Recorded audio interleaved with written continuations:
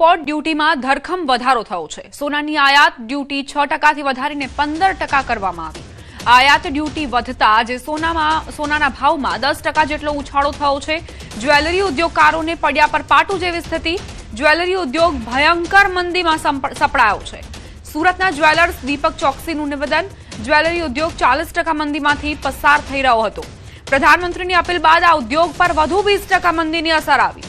હવે import duty વધારતા 10 થી 20% મંદીની અસર જોવા મળશે। જ્વેલરી ઉદ્યોગ માત્ર 10 થી 20%નો જ રહેશે। આગામી દિવસમાં સોનાના ભાવ ઘટશે અને દેશનું આર્થિક અર્થતંત્ર મજબૂત થશે। લોકો બિનજરૂરી સોનું ખરીદવાનું ઓછું કરે તેવું દેખાઈ રહ્યું છે।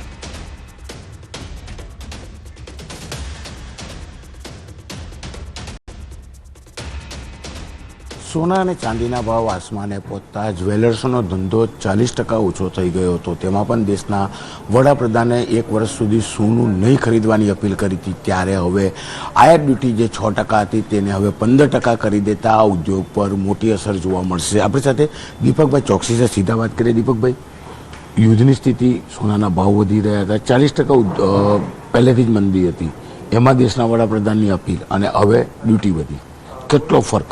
15% ડ્યુટી લાગવાથી ગ્રાહકીનું પ્રમાણ ઘટશે। આ ઉદ્યોગને થોડું મંદીનું વાતાવરણ પણ લાગશે। કારીગરો પાસે થોડું કામની શક્યતાઓ કેવી રહેશે એ આગળનું ભવિષ્ય જ બતાવશે। કારણ કે અત્યારે જોવા જઈએ તો કારીગર અમે કસ્ટમરને સમજાવવાનો પ્રયત્ન કરીએ છીએ, કારણ કે માનનીય પ્રધાનમંત્રીશ્રીએ ચિંતા વ્યક્ત કરી છે અને અમે લોકો એની સાથે જોડાયેલા છીએ। એટલા માટે અમે લોકો કસ્ટમરને પણ એવો ટ્રેન કરવાનો પ્રયત્ન કરીએ છીએ કે એ લોકો રિસાયકલ કરે સોનાને, પોતાનું સોનું પાછું બનાવે એમાંથી, અને પાછી જ્વેલરીનો જે ટ્રેન્ડ છે આપણી ભારતીય સંસ્કૃતિમાં ખૂબ જ સોનું પહેરાય છે, એ સોનાને પાછું પ્રસંગોપાત પહેરાતું થાય એ માટે અને કારીગરોને કામ મળતું રહે। અર્થતંત્ર પર આ વખતે ભારત સરકારના ઇમ્પોર્ટના સોનાના આંકડા 100% ઘટેલા હશે। એટલે મતલબ આપણે એમ કહી શકાય કે એમાં ઘટાડો આવશે જ, અને માનનીય પ્રધાનમંત્રીશ્રીનું જે વિઝન છે એ લગભગ ફૂલફિલ થતું એવું દેખાઈ રહેલું છે। કારણ કે આ વખતે સોનાની આયાત ઘટશે અને આપણું જે અર્થતંત્ર છે એ જે આપણું જે રિઝર્વ છે એ આ વખતે કદાચ આપણી પાસે વધારે પડ્યું રહેશે એવું લાગી રહેલું છે। ડ્યુટીમાં અમને ચોક્કસથી લાગી રહેલું છે કે આ એક નાનકડો ડોઝ આપેલું હોય એવું છે કે અત્યારે ખાલી 10% જેવો ઉછાળો ડ્યુટીમાં આપેલો છે, પણ હજી ડ્યુટી વધવાની શક્યતાઓ અમને લાગી રહેલી છે। જ્વેલર્સોને લાગી રહેલી છે કે સરકાર દ્વારા હજી પણ ડ્યુટીમાં થોડો વધારો કરવામાં આવશે।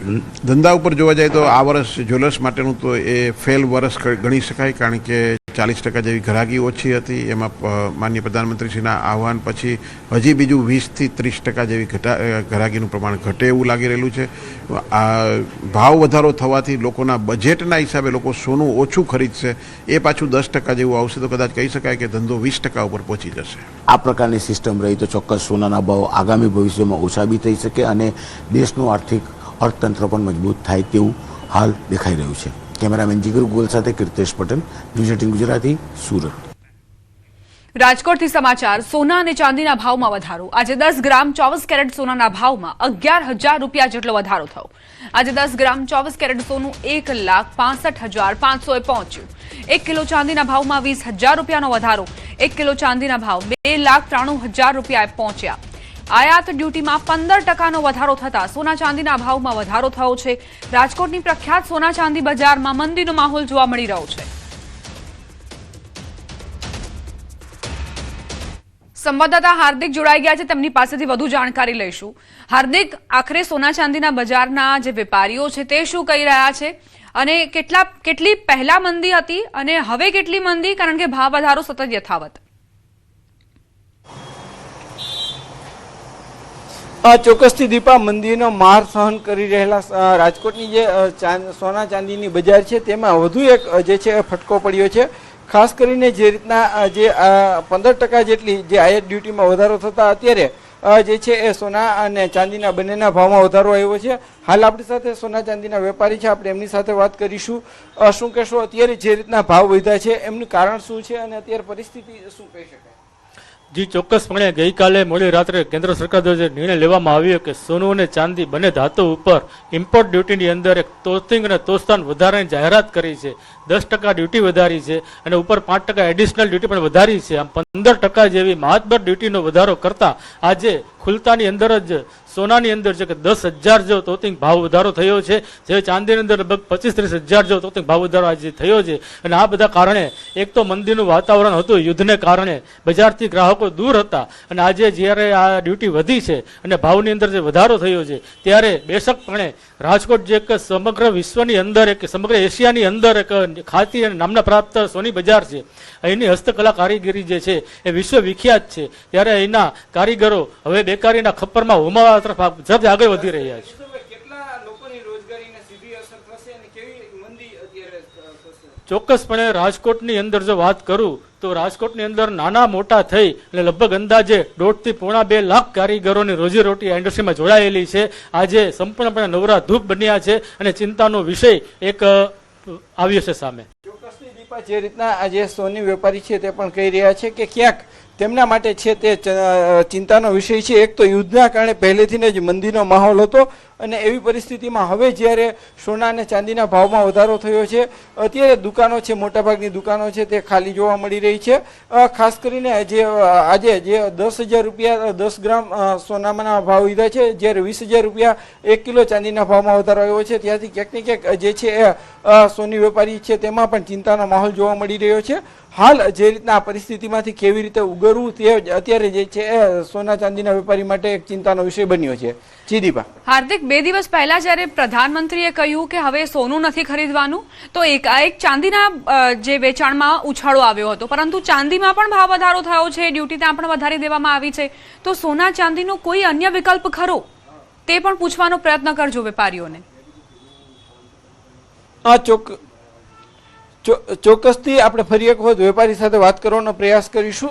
ખાસ કરીને લોકો છે હવે ક્યાંક ઇમિટેશન બજાર તરફ વળ્યા છે. ખાસ કરીને હવે જ્યારે સોના ચાંદીના ભાવ વધ્યા છે ત્યારે હવે લોકોના માટે ઓપ્શન શું બન્યો છે અને એમની શું પરિસ્થિતિ છે?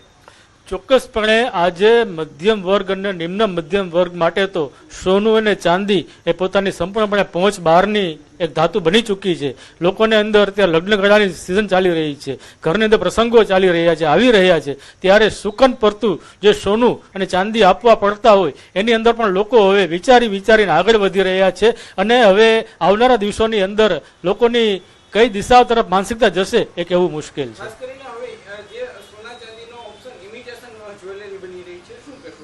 ચોક્કસપણે હવે એકદમ હળવા વજનની જ્વેલરી તરફ લોકો વળશે અને ખાસ કરીને 9 કેરેટના દાગીનાનું ચલણ હવે દેશની અંદર પ્રસ્થાપિત થાય એ દિશામાં પણ આગળ વધવું પડશે. ચોક્કસથી જે રીતના દીપા જે છે 10 ગ્રામ સોનું અને 9 ગ્રામ સોનાના જે દાગીના હોય છે તે પણ ક્યાંક હવે લોકો ખરીદી રહ્યા છે. હાલ લગ્નગાળાની સિઝન ચાલી રહી છે અને લગ્નગાળાની સિઝન દરમિયાન લોકો છે તે અત્યારે જે દાગીના ખરીદતા હોય છે તેમાં પણ ક્યાંક સુકન પૂરતા ખરીદી રહ્યા છે. જે મોટી ખરીદી છે તે ટાળી રહ્યા છે અને એમના બદલે જે અન્ય હળવી જ્વેલરી છે તે ખરીદી રહ્યા છે. જે દીપા, આભાર હાર્દિક તમામ જાણકારી આપવા માટે.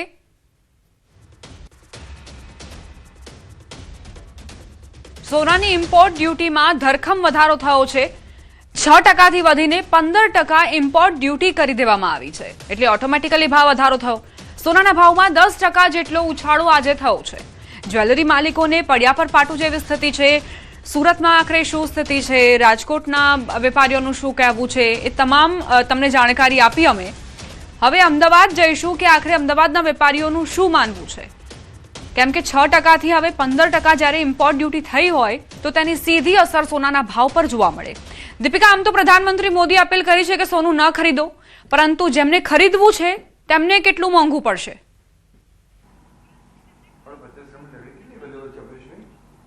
બિલકુલ, જે પ્રકારનું જેમને ખરીદવું છે એમને આકરું તો પડશે જ, કારણ કે લગ્નગાળાની સિઝન માટે પ્લાનિંગ ખાસ કરીને આ મે મહિનાથી થઈ જતું હોય છે. ડિસેમ્બર મહિનામાં જેમના લગ્ન હોય તો તે લોકો સૌથી પહેલા આ ખરીદીના સમયમાં ખરીદી કરી લેતા હોય છે. આવી પરિસ્થિતિની અંદર બજારમાં શું ઇમ્પેક્ટ જોવા મળી રહી છે અને હાલ અત્યારે આ ઘડીએ સોના ચાંદીનો ભાવ શું છે, આ વિષય પર સમગ્ર મુદ્દા ઉપર વાતચીત કરવા માટે અમદાવાદ જ્વેલર્સ એસોસિએશનના પ્રમુખ જીગરભાઈ સોની મારી સાથે છે, તેમની સાથે વાત કરીશું. જીગરભાઈ, હાલના ભાવ સૌથી પ્રથમ જણાવશો. બેન, ગઈકાલે જે 12ની મિડનાઇટ અને 13 તારીખની વાત કરીએ તો 13ની શરૂઆતથી આજે ગવર્મેન્ટે 6% ડ્યુટી જે 15% કરી છે સેસ સાથેની એની અસર એવી છે કે અંદાજિત 9 થી 10% ભાવ વધારો ગઈકાલે આજમાં જોવા મળી રહ્યો છે. 1,57,000 વિથ જીએસટી અને દરેક પ્રકારના કર સાથેનો જે ભાવ હતો તે વિથ જીએસટી અને દરેક પ્રકારની ડ્યુટી સાથે આજે 1,67,000 ભાવ થવા પામેલો છે. પ્રતિ કિલોએ 10 લાખ રૂપિયાનો ઉછાળો જોવા મળી રહ્યો છે. ચાંદીની અંદર 2,70,000નો ભાવ વિથ જીએસટી અને દરેક કર સાથે એ 3,05,000 એટલે કે અંદાજિત 30,000 થી 35,000નો ઉછાળો તમને ચાંદીમાં પણ પ્રાપ્ત જોવા મળી રહ્યો છે. એટલે કે સરવાળે જોવા જઈએ તો સોના અને ચાંદીની અંદર 9 થી 10%નો ઉછાળો ગઈકાલની સામે આજે અમને જોવા મળી રહ્યો છે. રોકાણકારોએ શું કરવું જોઈએ, ખરીદી કરવી જોઈએ, ખાસ કરીને જે લોકો પોતે ઘર વપરાશ માટે સોનું ચાંદી લેતા હોય છે તે લોકોએ પણ તેમને શું સજેશન આપશો? સૌથી પહેલાં તો જે લોકો સોના ચાંદીમાં ઇન્વેસ્ટમેન્ટ કરે છે, હું વારંવાર કહેતો આવ્યો છું કે સોનું અને ચાંદી એક સંકટ સમયની સાંકળ છે, એટલે કોઈપણ ભાવની અંદર તમારે લેવું જોઈએ. પરંતુ વડાપ્રધાનશ્રીએ જે અપીલ કરી છે કે સોનું આપણે 1 વર્ષ માટે ન ખરીદો, એટલે એમનો ભાવાર્થ એવો છે કે આપણી પાસે જે સોનું અને ચાંદી ઘરની અંદર કે લોકરોમાં પડી રહ્યા છે, જેને ડેડ ઇન્વેસ્ટમેન્ટ ગણવામાં આવતું હોય છે, તે દેશની ઇકોનોમીમાં ફરે, એટલે કે સોનાના દાગીનાની સામે જૂનું સોનું આપી દેવાનું અને નવા દાગીના જનરેટ કરવાના, જેથી કરીને આપણું આયાત બિલ એટલે કે જ્યારે આપણે ઇમ્પોર્ટ કરીએ છીએ ગોલ્ડ ત્યારે અંદાજિત આપણને 2026 અંદર પ્રતિ કિલોએ 99,000 રૂપિયાનો દર આપણને મળેલો છે, જે વર્ષ 2025માં 76,000 હતો. એટલે ગવર્મેન્ટે અંદાજિત ઘણી મોટી રકમ એ ઇમ્પોર્ટ ડ્યુટીના માધ્યમે ચૂકવેલી છે. અત્યારે ઈરાન ઇઝરાયલનું જે યુદ્ધ ચાલી રહ્યું છે, જેની વૈશ્વિક અસર દરેક દેશ ઉપર પડી રહી છે અને આવનારા સમયમાં આપણા દેશ ઉપર પણ એ પ્રાપ્ત થશે એવું મારું માનવું છે.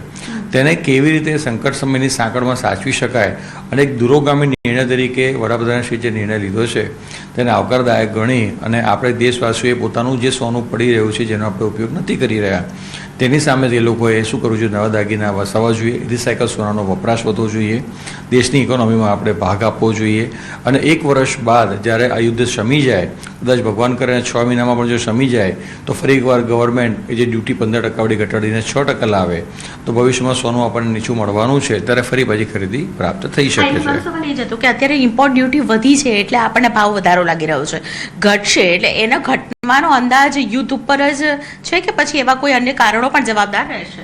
બેન, સૌથી મોટું કારણ તો યુદ્ધ છે, પરંતુ મને એવું લાગે છે કે ભવિષ્યની અંદર આ ભાવ 1,90,000 થી 2 લાખ જેટલા માટે થવા પામશે સોનાનો, કારણ કે વૈશ્વિક લેવલ પર જેમ જેમ શાંતિ થશે તેમ બીજા દેશો પણ પોતાના ઇકોનોમીને સુધારવા માટે ગોલ્ડની ખરીદી કાયમ રાખશે. તો આવા સંજોગોની અંદર આ ભાવે પણ જો કદાચ ખરીદી કરી હશે તો આવનારા 2-3 વર્ષમાં તમને એમાં વધારો પ્રાપ્ત થશે એવું મારું માનવું છે. અચ્છા, દિવાળીનો સમય, દિવાળીમાં શું અંદાજ લગાવી રહ્યા છો? ધનતેરસ સુધી સોના ચાંદીનો ભાવ શું હોઈ શકે? મારા મંતવ્ય મુજબ બેન 1,90,000 થી 2 લાખનો ભાવ દિવાળી સુધી મને લાગી રહ્યો છે અને ચાંદી અંદાજિત 5.5 લાખ જેવું લાગી રહી છે. બિલકુલ. અને વડાપ્રધાન નરેન્દ્ર મોદીની અપીલ બાદ ખાસ કરીને મારો છેલ્લો સવાલ હશે કે જે પ્રકારે બજારમાં અસર જોવા મળી રહી છે, અમદાવાદના બજારો પર શું અસર જોવા મળી રહી છે? ચોક્કસ બેન, વૈશ્વિક લેવલ ઉપર એટલે કે ભારતભરમાં જો એમના એક સ્ટેટમેન્ટની અસર પડતી હોય તો અમદાવાદ એમાંથી બાકાત ન રહી શકે. છેલ્લા 2-3 દિવસની અંદર ઘણી ઇન્કવાયરીમાં થોડો ઘટાડો જોવા મળ્યો છે. ઓલરેડી મંદી ચાલતી હતી અને એમાં થોડું ઘણું વધારો અમને પ્રાપ્ત થઈ રહ્યો છે. આનંદ એક જ વસ્તુનો છે કે રિસાયકલ ગોલ્ડનો જમાનો ફરી એકવાર આવી રહ્યો છે. અમે અમારી પદ્ધતિ બદલી રહ્યા છે અને પદ્ધતિ બદલી અને ધંધામાં ખૂબ સારી રીતે આગળ વધવું એ અમારો ધ્યેય છે. અચ્છા, વેપારીઓનું નુકસાન કેટલું થયું છે આ અંદાજે? બેન, આંકડાકીય નુકસાનની તો હું વાત ન કરી શકું, પરંતુ હા, જે ગ્રાહકોનો જમાવડો કહેવાય કે જે ગ્રાહકો આજે ઇન્કવાયરી કરતા હતા કે ભાવતાલ પૂછતા હતા, એમાં ઘટાડો થયો છે. એટલે 20% જેટલું નુકસાન આપણે અત્યારે જ પ્રાપ્ત જોવા મળી રહ્યું છે. બિલકુલ. તો 20% જેટલું નુકસાન છે તે ક્યાંક ને ક્યાંક જોવા મળી રહ્યું છે અને હજુ જો ઇમ્પોર્ટ ડ્યુટી ઘટશે તો જ ઘટાડો આવશે, બાકી આ પ્રકારનો ઘટાડો, મોટો ઘટાડો જોવા નહીં મળે. અત્યારે જે ઇમ્પોર્ટ ડ્યુટીની અસર છે તેને કારણે સોના ચાંદીના ભાવ વધી ગયા છે. જે પ્રકારે એક્સપેક્ટેશન છે ધનતેરસ સુધી ભાવ હજુ પણ વધી શકે તેવી શક્યતા.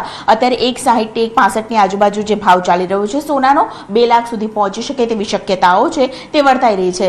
જી દીપા. આભાર દીપિકા તમામ જાણકારી આપવા માટે. પ્રધાનમંત્રીની અપીલને પગલે ગુજરાત યુનિવર્સિટીએ પરિપત્ર જાહેર કર્યો છે.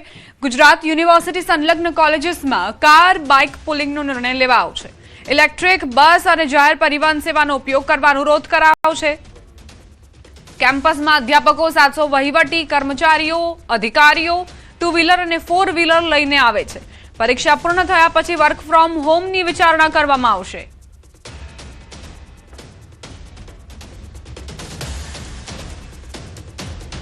અમે ગુજરાત યુનિવર્સિટીમાં એક નિર્ણય લીધું છે.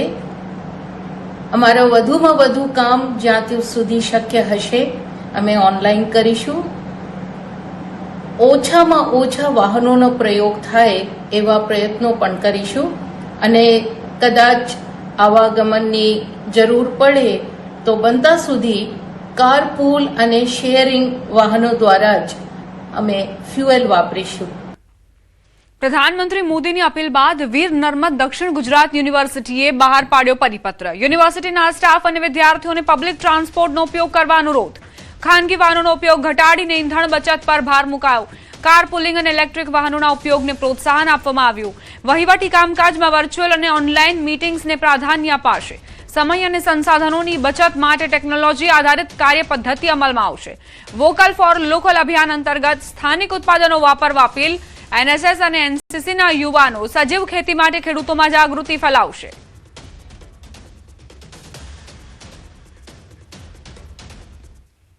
જૂનાગઢના ધારાસભ્ય સંજય કોરડિયાની જાહેરાત. પ્રધાનમંત્રીની અપીલને ધારાસભ્યનો સહયોગ.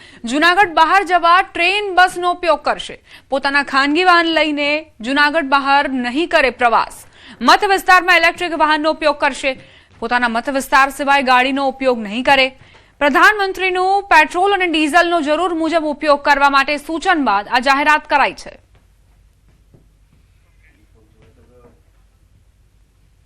એમની અંદર એક ધારાસભ્ય તરીકે હું એક આજથી નિયમ કરું છું કે બને ત્યાં સુધી સરકારી પરિવહનનો ઉપયોગ હોય, ટ્રેન હોય, બસ હોય, પ્લેન હોય, પ્રાઇવેટ અલગ એક વ્યક્તિ તરીકે જવાને બદલે સરકારી પરિવહનનો ઉપયોગ કરીશ અને બને ત્યાં સુધી ઈવી કાર, ઇલેક્ટ્રિક કારનો પણ ઉપયોગ કરીશ જેથી પેટ્રોલ ડીઝલની બચત થાય.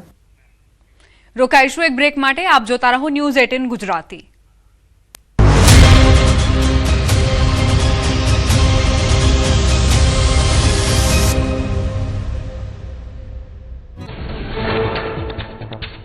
જુલાઈ મહિનામાં ખેંચાઈ શકે છે વરસાદ. જુલાઈ મહિનો નબળો રહેવાનું અનુમાન. અલ્નીનો પોઝિટિવ આઈઓડીમાં થશે ખેંચતાણ. વરસાદના બે રાઉન્ડ વચ્ચે લાંબો રહી શકે છે ગાળો. મધ્ય ગુજરાતના પૂર્વ ભાગમાં ઓછા વરસાદના એંધાણ. ઉત્તર ગુજરાતમાં ઓછા વરસાદના એંધાણ. દક્ષિણ ગુજરાત અને કચ્છમાં સામાન્ય રહી શકે છે ચોમાસું. ઉત્તર સૌરાષ્ટ્રમાં ઓછા વરસાદની શક્યતા. સૌરાષ્ટ્રના દરિયાકાંઠા આસપાસ સામાન્ય વરસાદની સંભાવના. ગુજરાતમાં મોડું પહોંચી શકે છે ચોમાસું. આગમનમાં લાગી શકે છે 40 થી 45 દિવસ. 23 જૂને ગુજરાત પહોંચવાની શક્યતા. દક્ષિણ ગુજરાત, દક્ષિણ સૌરાષ્ટ્રમાં 23 જૂને એન્ટ્રી સંભવ. મધ્ય ગુજરાતમાં 28 જૂને પહોંચી શકે ચોમાસું. સુરત શહેરમાં ગરમીનો પ્રકોપ વધતા તંત્ર એલર્ટ. રસ્તા પર રહેતા અંદાજે 1500 જેટલા લોકોને શેલ્ટર હોમ ખસેડવાની હાથ ધરાઈ કામગીરી. હીટવેવથી અસરગ્રસ્તોને તાત્કાલિક સારવાર માટે સરકારી હોસ્પિટલોમાં અલગ વોર્ડની કરાઈ વ્યવસ્થા. ઉત્તર પ્રદેશના અયોધ્યામાં વાતાવરણમાં આવ્યો પલટો. રામનગરીમાં ઠંડા પવનો ફૂંકાતા વાતાવરણમાં પ્રસરી ઠંડક. શ્રદ્ધાળુઓને ગરમીથી મળી રાહત. વહેલી સવારે સરયુ કિનારે ઉમટ્યા શ્રદ્ધાળુઓ. મહેસાણામાં ખોરાક અને ઔષધ નિયમન તંત્રનું ઓપરેશન સમર. ઉનાળામાં વેચાતા કેરીનો રસ, શ્રીખંડ, મઠો અને આઈસ્ક્રીમનું ચેકિંગ કરાયું. દેદિયાસણ જીઆઈડીસીની ચામુંડા ડેરીમાં 430 કિલો અખાદ્ય કેરીનો નષ્ટ કરાયો. અખાદ્ય આઈસ્ક્રીમ અને એક્સપાયરી ડેટવાળી સામગ્રી મળી. સોઈ ગામના ભરડવામાં તળાવમાં માછલીઓના મોત. પાણીનું સ્તર ઘટતા અને અસહ્ય ગરમીના કારણે મોત થયાની આશંકા. તળાવ કિનારે ખાડો ખોદી માછલીઓને દાટી દેવાઈ. ઘટના અંગે સોઈ ગામ પ્રાંત અધિકારીને કરાઈ જાણ. નીટ 2026ની પરીક્ષા રદ. પેપર લીકની ઘટના બાદ એનટીએનો નિર્ણય. 3 મે દેશભરમાં યોજાઈ હતી પરીક્ષા. રાજસ્થાનમાં પેપર લીકની ઘટનાની સીબીઆઈ કરશે તપાસ. પેપર લીક કેસની સીબીઆઈ કરશે તપાસ. ગેસના બહાને લીક થયું હતું પેપર. વોટ્સએપ પર વાયરલ થયા હતા પેપર. અંદાજે 150.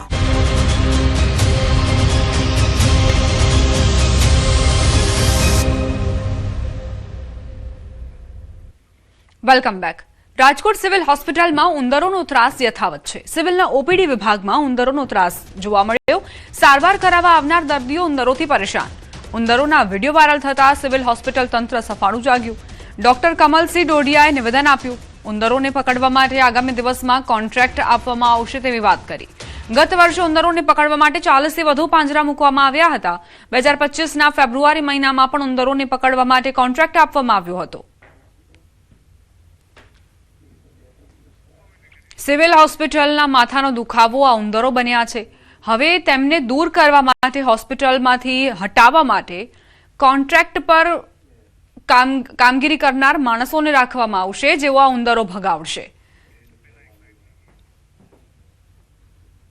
આ ઓપીડી વિભાગની અંદર અથવા તો હોસ્પિટલના કચરાપેટી પાસે જે ઉંદરડા જોવા મળ્યા છે અને એ બાબતને અમે ખૂબ ગંભીરતાથી લીધી છે અને એ સાથે પણ જે આનો ઉંદર અને બીજા જંતુઓ જે ના આવે એના માટેનો કોન્ટ્રાક્ટ છે એ લગભગ આગામી દિવસોની અંદર જ એ ફરી શરૂ થઈ જવાનો છે.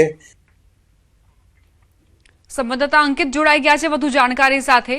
અંકિત, શું સમસ્યા દર્દીઓને? જી ચોક્કસથી દીપા, વાત કરવામાં આવે તો રાજકોટ સિવિલ હોસ્પિટલનું જે તંત્ર છે તે વધુ એક વખત ઘોર નિંદ્રામાં સૂતું હોવાનું છે તે સામે આવ્યું છે. તે પ્રમાણે સોશિયલ મીડિયામાં જે વિડીયો વાયરલ થયા છે ને, આ વિડીયો કે જે સિવિલ હોસ્પિટલની ઓપીડી વિભાગના ચોથા માળે બોર્ડની અંદર ઉંદરડાઓ આટાફેરા કરતા હોય તે પ્રકારનો વિડીયો છે તે વાયરલ થયો હતો. આ વાયરલ વિડીયોને લઈને સિવિલ હોસ્પિટલ તંત્ર છે તે મીડિયાએ આંખ ખોલતા તે સફાળું જાગી ઉઠ્યું છે. તાત્કાલિક અસરથી તપાસના આદેશ પણ આપી દેવામાં આવ્યા છે.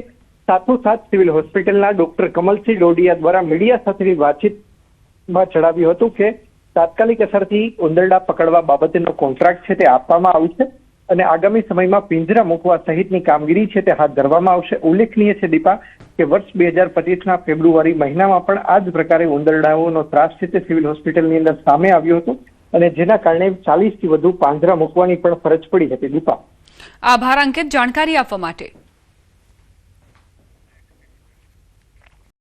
ભાવનગરના ઘોઘાના ગુંદી ગામમાં પોલીસ પર હુમલાની ઘટનાના પગલે પોલીસે મેગા સર્ચ ઓપરેશન હાથ ધર્યું હતું. ગુંદી ગામના કેરિયાવાસ વિસ્તારમાં ડ્રોનની મદદથી કોર્ડન એન્ડ સર્ચ ઓપરેશન ચલાવવામાં આવ્યું. એસઓજી, એલસીબી અને સ્થાનિક પોલીસની ટીમો સાથે વહીવટી, મહેસૂલ અને વીજ વિભાગ, તબીબી ટીમ પણ ઓપરેશનમાં જોડાઈ. પોલીસે મહિલાઓ સહિત 20થી વધુ લોકોને ડિટેન કર્યા. ઓપરેશન દરમિયાન ધારિયા, ધોકા સહિતના હથિયારો પણ જપ્ત કરાયા.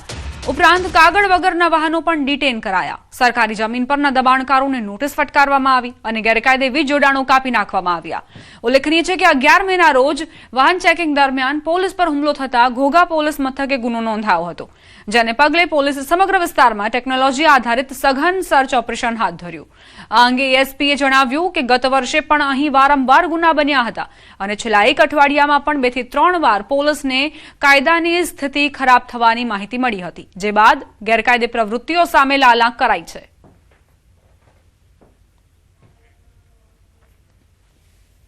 ऑपरेशन में मैं आपको बता दूं, हमने 20 टारगेटेड घर चिन्हित किए जिनमें अलग अलग लोगों के खिलाफ अलग अलग गुना रजिस्टर्ड थे.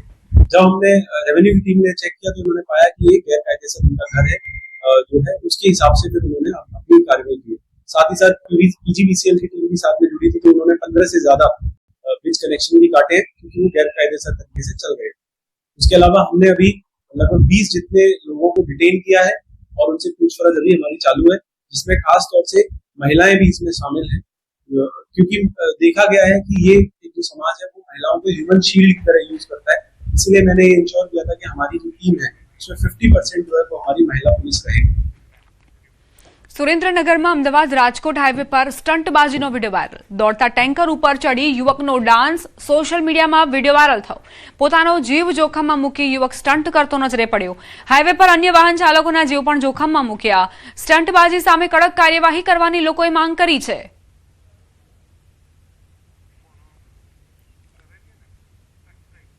સંવાદદાતા અક્ષય જોડાઈ ગયા છે વધુ જાણકારી સાથે. અક્ષયજી, આ વિડીયો વાયરલ થયો છે, શું જાણકારી? જી ચોક્કસથી વાત કરવામાં આવે તો સુરેન્દ્રનગર જિલ્લામાંથી જે નેશનલ હાઈવે પસાર થાય છે તે નેશનલ હાઈવે પર લીંબડી અમદાવાદ હાઈવે પરનો આ વિડીયો હોવાનું હાલ પ્રાથમિક વિગતો બહાર આવી છે. જે પેટ્રોલ અને ડીઝલ ભરેલું એક ટેન્કર છે તે ટેન્કર પર એક યુવક દ્વારા જે ફૂલ સ્પીડમાં ટેન્કર જઈ રહ્યું છે તેની પર આ યુવક દ્વારા સ્ટન્ટ અને ડાન્સ કરવામાં આવી રહી છે. યુવક પોતાનો જીવ તો જોખમમાં મૂકી રહ્યો છે, સાથે સાથે અન્ય જે હજારો વાહનો જ્યાંથી પસાર થતા રહે છે તે લોકોના જીવ પણ ક્યાંક ને ક્યાંક જોખમમાં મૂકી અને આ રીતે સ્ટન્ટ કરી રહ્યો છે, જેનો સમગ્ર વિડીયો છે સોશિયલ મીડિયામાં વાયરલ થયો છે. ત્યારે આવા હાઈવે પર જે સ્ટંટબાજી કરતા જે શખ્સો છે તેની સામે પોલીસ દ્વારા કડકમાં કડક કાર્યવાહી કરવામાં આવે તેવી ક્યાંક ને ક્યાંક લોકોમાં પણ હાલ માંગ ઉઠવા પામી છે. હાલ તો પોલીસ દ્વારા આ વાયરલ વિડીયોને લઈને વધુ તપાસની કામગીરી છે હાલ શરૂ કરવામાં આવી છે. આભાર અક્ષય જાણકારી આપવા માટે. ઉત્તર પ્રદેશમાં આરોપીને પકડવા ગયેલી પોલીસ ટીમ પર જ હુમલાનો વિડીયો વાયરલ થયો. બલિયામાં 2 યુવાનો વચ્ચે થયેલી મારામારીથી વિસ્તારમાં તણાવ ફેલાયો. ઘરમાં છુપાયેલા એક યુવાનને મારવાના બદલામાં ગુસ્સે ભરાયેલા ટોળાએ પોલીસ અધિકારીઓ પર હુમલો કર્યો અને વાહનને નુકસાન પહોંચાડ્યું. વિસ્તારમાં પહેલા મારામારી થઈ હતી, જે બાદ પોલીસ ઘટના સ્થળે પહોંચી, પરંતુ આરોપી યુવકને પકડવાનો પ્રયાસ કરી રહેલી પોલીસ ટીમ પર ગ્રામજનોએ પથ્થરમારો કર્યો. 2 પોલીસ અધિકારીઓ ઘાયલ થયા અને ઇન્સ્પેક્ટરના વાહનને નુકસાન થયું. ઉત્તર પ્રદેશનો આ બનાવ કે જ્યાં પોલીસ અહીં કાર્યવાહી કરવા માટે પહોંચી હતી અને તેમાં પોલીસની ટીમ પર જ હુમલો થઈ ગયો. સ્થાનિકોના ટોળાએ પોલીસ ટીમ પર હુમલો કર્યો. પોતાના હાથમાં કાયદો વ્યવસ્થા લઈ લીધી જાણે કે સ્થાનિકોએ. ત્યારબાદ આરોપી યુવકને પકડવાનો પ્રયાસ કરી રહેલી પોલીસ અને ગ્રામજનો વચ્ચે પથ્થરમારો થયો. 2 પોલીસ અધિકારીઓ ઘાયલ થયા પથ્થરમારામાં. ઇન્સ્પેક્ટરના વાહનને પણ નુકસાન થયું. સુરતથી સમાચાર, જ્યાં ડિજિટલ અરેસ્ટ ફ્રોડના આરોપીને જામીન ન મળતા કોર્ટમાં જ તબિયત લથડી. 1,47,00,000ની છેતરપિંડી કેસમાં ઝડપાયેલ આરોપી કોર્ટરૂમમાં ચક્કર ખાઈને ઢળી પડ્યો. સુરત સાયબર સેલે અમદાવાદના ગોતા વિસ્તારમાંથી 37 વર્ષીય ઉર્જિત આનંદ કવિની ધરપકડ કરી હતી. 72 વર્ષીય વૃદ્ધને ડિજિટલ અરેસ્ટ કરી કરોડો રૂપિયા પડાવ્યાનો આરોપ છે. જામીન અરજી નામંજૂર થતા આરોપી માનસિક રીતે ભાંગી પડ્યો હોવાનું વકીલે નિવેદન આપ્યું. કોર્ટમાંથી સીધા પોલીસ સુરક્ષા વચ્ચે આરોપીને સિવિલ હોસ્પિટલ ખસેડાયો. ડોક્ટરોએ પ્રાથમિક તપાસમાં આરોપીનું બ્લડ પ્રેશર લો હોવાનું જણાવ્યું. બેરોજગાર હોવા છતાં આરોપીના ખાતામાં 2.84 કરોડથી વધુના શંકાસ્પદ ટ્રાન્ઝેક્શન મળ્યા. નેશનલ સાયબર ક્રાઇમ પોર્ટલ પર આરોપી સામે 12 ફરિયાદો નોંધાઈ.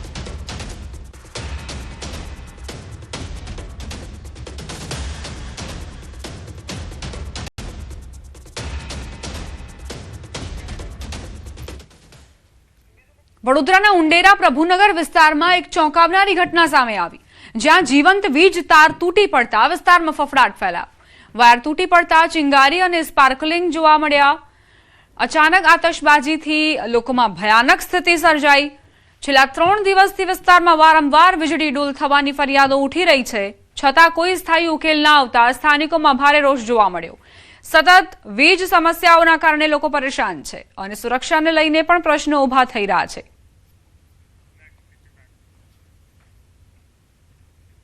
મહત્વપૂર્ણ સમાચાર, અમિત શાહે પોતાના કાફલામાં વાહનો ઘટાડ્યા. પીએમ મોદીની અપીલ બાદ અમિત શાહની પહેલ. ઇંધણ બચત અંગે પ્રધાનમંત્રી મોદીએ અપીલ કરી છે અને એવામાં ગૃહમંત્રી અમિત શાહે આ નિર્ણય કર્યો છે. એક બાદ એક નેતાઓ જાહેરાત કરી રહ્યા છે કે તેઓ પોતાના કોન્વોયમાં કઈ રીતે ગાડીઓની સંખ્યા ઘટાડશે.